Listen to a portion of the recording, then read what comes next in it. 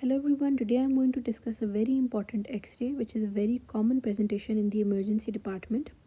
This is X-ray abdomen in erect position, which means that the patient was standing. What you see in this picture is dilated loops of bowel, which you can see over here as well as this one. And then there is opacity, which means that the whole of this part, this lower segment, is white. So you do not really know what's happening here. This is the classical picture of intestinal obstruction, where due to some object or due to some other abnormality of the intestinal wall, there is obstruction, and that leads to air coming towards the upper parts because of its low density, whereas the water and other substances is settled within the intestine.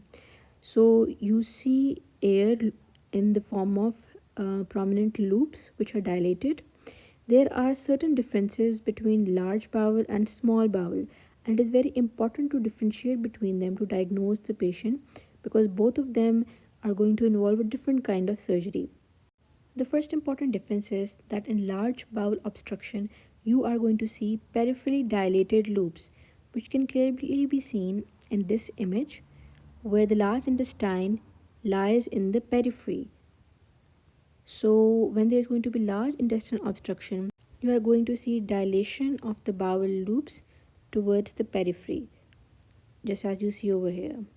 On the contrary, if there is obstruction of the small bowel, you are going to see the distension within the center, just as you see over here, because the small intestine lies within the center.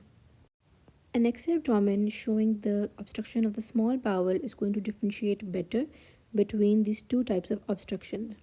Here you can see that in small bowel obstruction, you see that there is air accumulation within the center, not towards the periphery. The second most important difference is the presence of haustra, and these are sacs or pouches which are present within the large intestine only. You can see that there are certain lines which are traversing the haustra, but they are not going through and through, which means that they are not starting from one part of the intestinal wall and going through and through to the other part of the intestinal wall.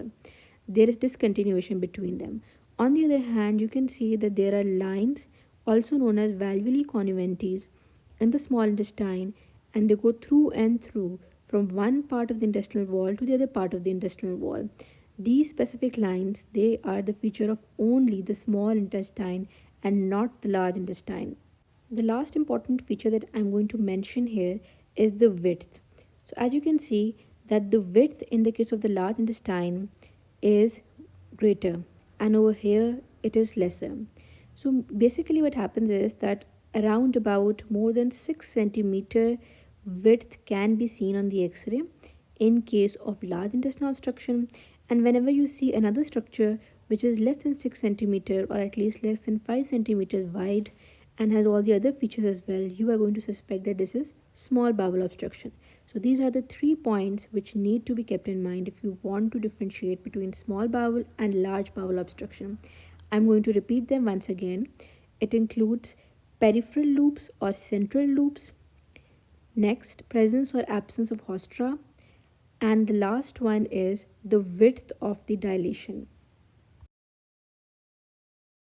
The second important question is, what are the different causes of this condition?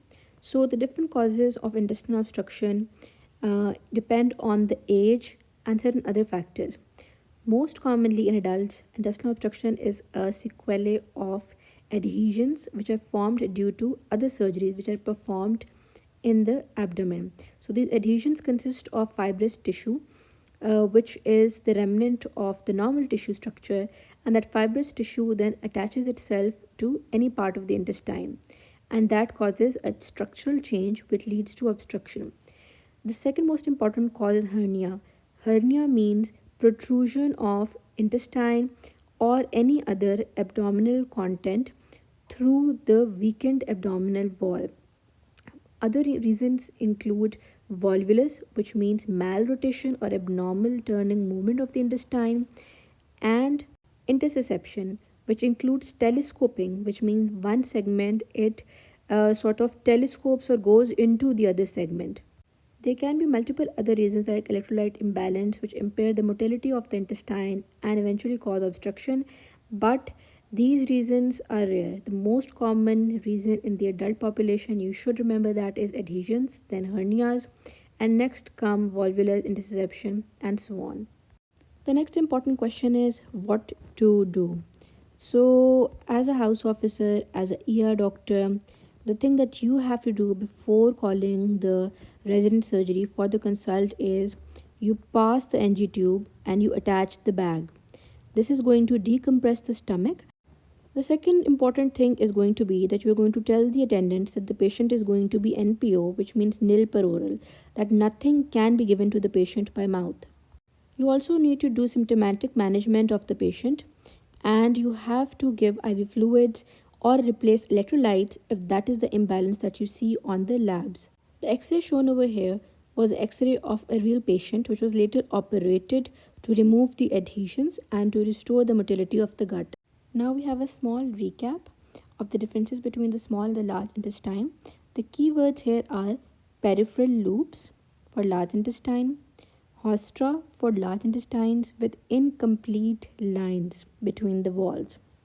And then the last and the most important point is the width of the large intestine, which is more than 6 centimeters in case of cecum and about more than 9 centimeter of distension in colon.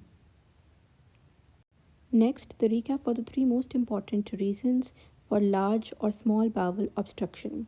Number one, adhesions. This is the most common reason in adults. Number two, hernias. This includes all types of hernias. And number three, volvulus.